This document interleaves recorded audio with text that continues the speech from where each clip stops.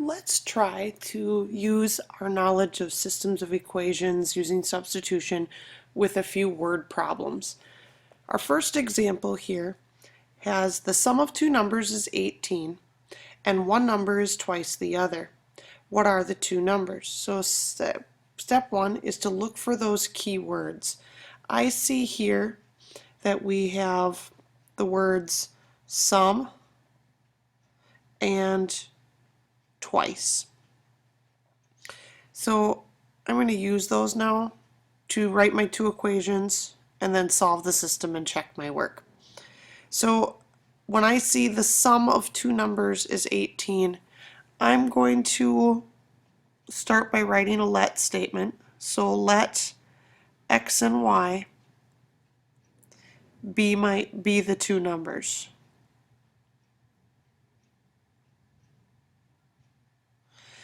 And so now I see the sum, so I know that if I take x and y and add them, since sum means addition, I am going to get 18. And it says one number is twice the other. Since we're not specific about which one is twice the other, we can just let one of them be double. So we'll let 2 times x equal y. In our instance here, we already have a situation where we have an equation that is already set equal to another one. So we can go ahead and use that, and we will substitute that in for y.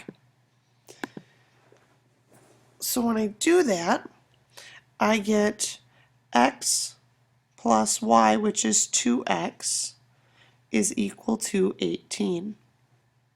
X plus 2x is 3x, equal to 18.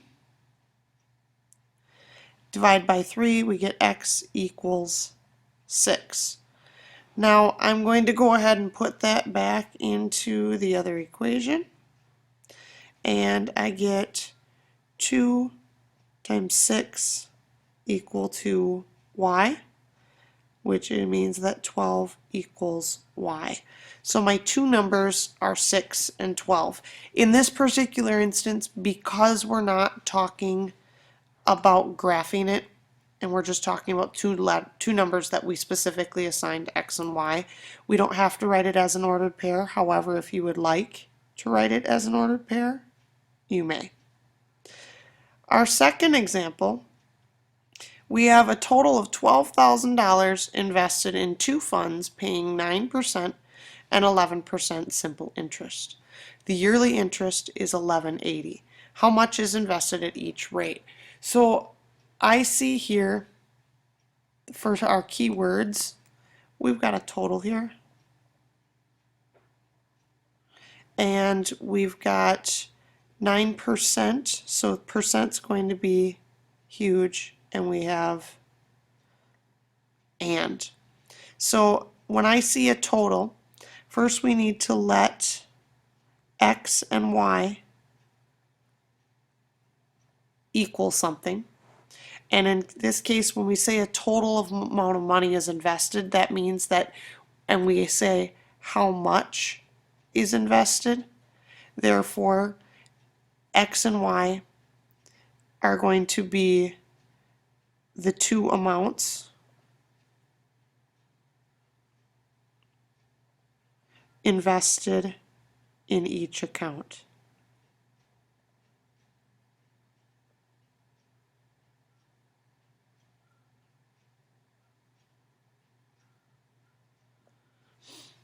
So when I write this, I know that we have x plus y totals out to be $12,000.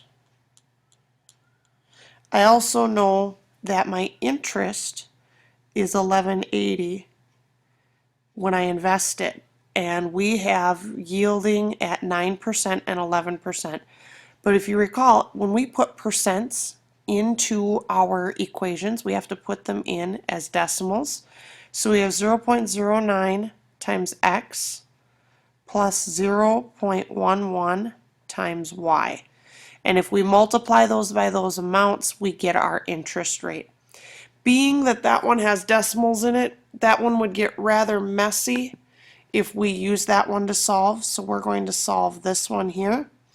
And let's go ahead and be different this time and solve for x. So I'm going to subtract y from both sides, which gives me x equal to 12,000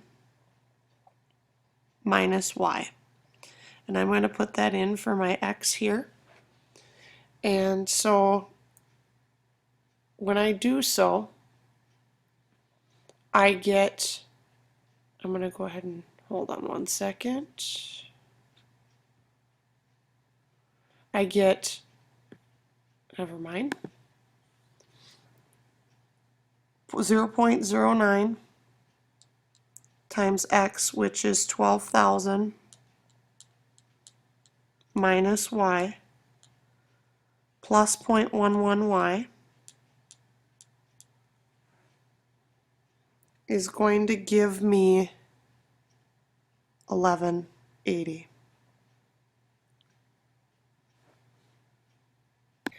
Now I need to solve this for y, and in our case here we got some numbers that we'll want to use a calculator for.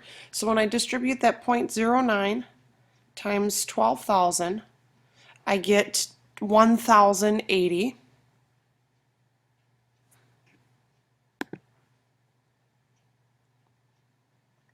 Minus 0.09y plus 0.11y equal to 1180. So then I take negative 0.09y and I add to it 0.11y and I get 1080 plus 0.02y equal to 1180. And then I subtract 1080 from both sides and I get 0.02y equal to 100. And then I take 100 and divide by 0.02 on both sides.